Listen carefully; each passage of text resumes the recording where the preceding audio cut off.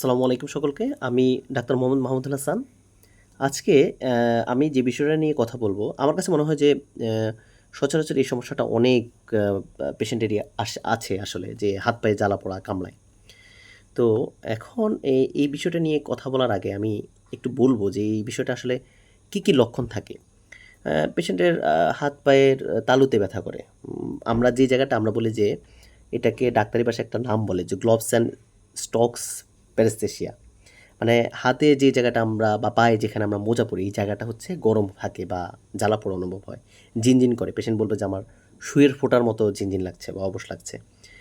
পেশিতে হঠাৎ টান লাগা বা দুর্বলতা অথবা হচ্ছে ব্যথা অনুভব করা। তো এটার যে অনেকগুলো কারণ আছে। তো এই কারণের মধ্যে প্রধান যে কারণটা সেটা হচ্ছে যাদের ডায়াবেটিস আছে। তো তাদের ক্ষেত্রে সেই ডায়াবেটিস থেকে স্নায়ুর ক্ষতি বা নার্ভের ক্ষতি থেকে এই রোগটা হয়। এটাকে আমরা ডায়াবেটিক নিউরোপ্যাথি বলি। এছাড়া আ ভিটামিনের ঘাটতির কারণে শরীরে ভিটামিন B12 নামে একটা ভিটামিন আছে। খুব গুরুত্বপূর্ণ একটা ভিটামিন। এই ভিটামিনের অভাবে এই ধরনের সমস্যাটা বেশি হয়। তবে এক্ষেত্রে ভিটামিন B12 টা আসলে সব জায়গায় পরীক্ষা এভেইলেবল না থাকে না বা হচ্ছে যে একটু দামি পরীক্ষা। সেজন্য অনেক সময় রোগীরা করতে পারে না। তবে এই ভিটামিনটা খুব গুরুত্বপূর্ণ। আরেকটা জিনিস হচ্ছে শরীরে যদি আ রক্তশূন্যতা থাকে এবং আমাদের দেশে এখন বর্তমানে খুব মহামারী যেটা যে থাইরয়েড হরমোনের সমস্যা।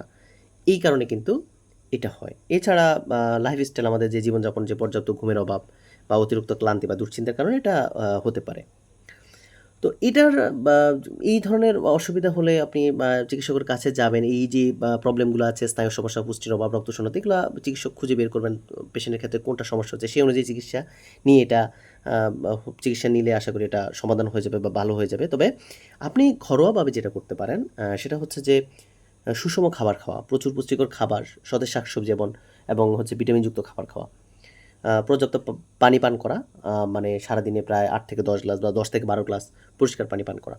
আর হালকা ম্যাসাজ করা যেতে পারে।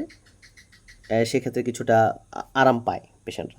কখন আপনি একজন চিকিৎসকের কাছে যাবেন? যদি এই ব্যথাটা বা জ্বালা-পোড়াটা দীর্ঘস্থায়ী হয়ে থাকে বা ডায়াবেটিকস থাকে এবং এটা আপনার স্বাভাবিক চলা চলাফেরা বা হাঁটাচলা কাজ করতে কষ্ট হয়, তাহলে অবশ্যই আপনি একজন চিকিৎসকের পরামর্শ নিবেন।